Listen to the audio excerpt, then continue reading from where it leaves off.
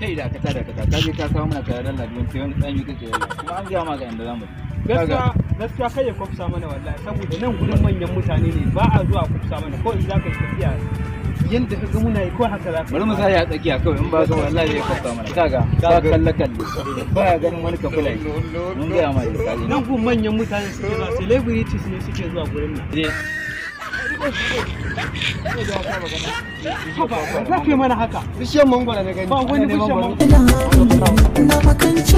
idanuna ashe da rai nake son ki jaruma ba da zuciyata ba komai ruwa da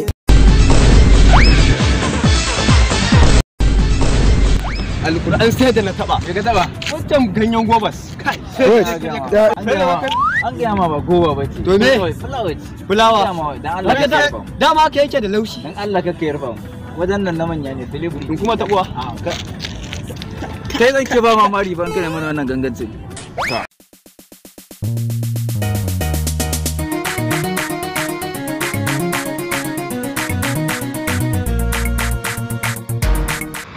alkur'an shine wallahi shine wa wannan wuce Instagram din ne wallahi shine wallahi amma dan da kai ba salam wa celebrity haka Instagram ake cewa yawa to amma ka san sai na yi hoto da shi haka ake celebrity ba sai kai rafa kanka to ban gani sai in yarfa kaina bari idan ya je bakin motar sa sai mu je mu same shi mai magana mu gaisa kaga ni dai sai na yi sa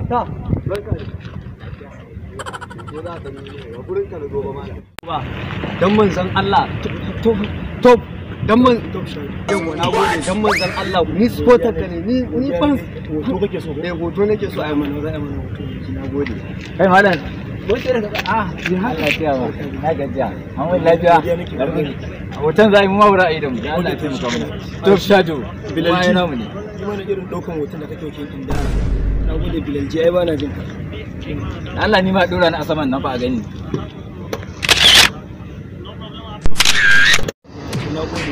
na kasa faɗa sunan kuma wallahi na kasa faɗa sunansa ba kai ba ba ya faɗa mana bakin sa top shot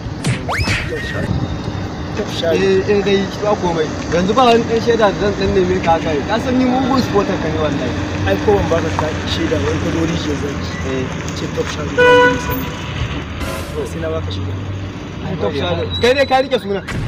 nagode yanzu ma zan rubuta da zan mun gode Allah sa ga kuma